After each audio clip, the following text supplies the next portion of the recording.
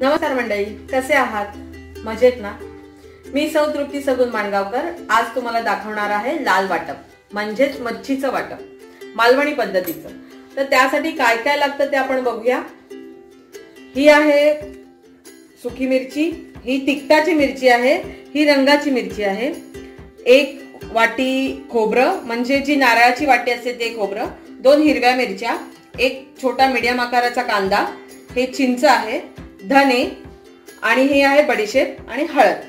तर आता आपण पहिलं काय करणार आहोत, हे जे मिरची ह्या दोन्ही मिरच्या आणि धने आणि बडीशेप हे आपण भिजत घालणार आहोत आणि नंतर मग ते मिक्सरला वाटून घेणार आहोत। तर आता बघूया आपण कसं करायचं। हे पाणी घेतलंय, त्यामध्ये ह्या मिरच्या,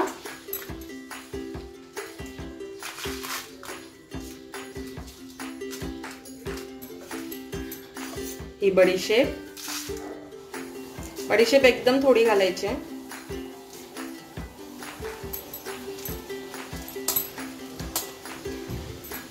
आणि हे धणे,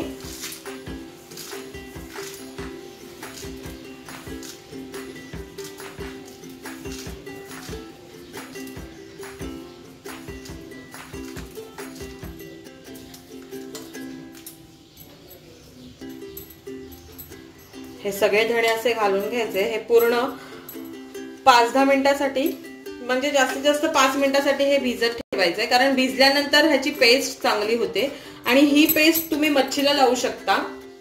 ह्याच्यात ही पेस्ट करताना थोडंसं मीठ घालायचं आणि ही पेस्ट तुम्ही मच्छीला लावू शकता आणि ही पेस्ट अशीच करून ठेवून तुम्ही मच्छीचं सार किंवा टोमॅटोचं सार हे करू शकता। तर आता हे आपण भिजत घातले, आपण 2 मिनिटांनंतर ही वाटून घेऊ।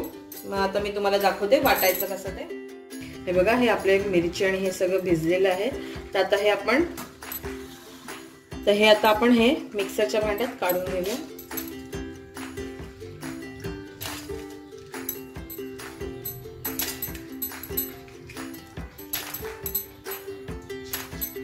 हे सगळं गाळून घ्यायचंय छानसं आणि मग हे मिक्सरला लावून घ्यायचंय। तर आता मी हे गाळून मिक्सरला लावून घेते।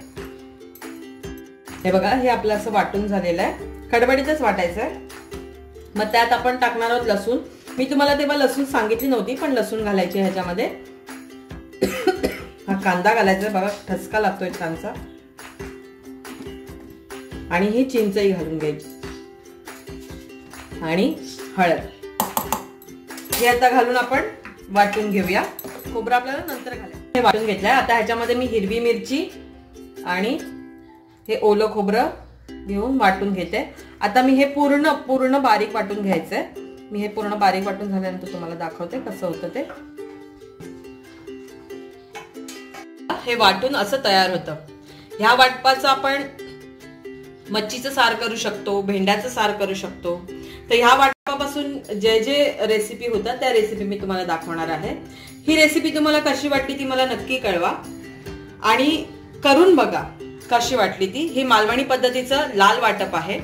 तुम्हाला आवडली की नाही हे मला कमेंट बॉक्स मध्ये नक्की सांगा आणि शेअर करा, सबस्क्राइब करा, बेल आयकॉन दाबायला विसरू नका। धन्यवाद आणि काळजी घ्या।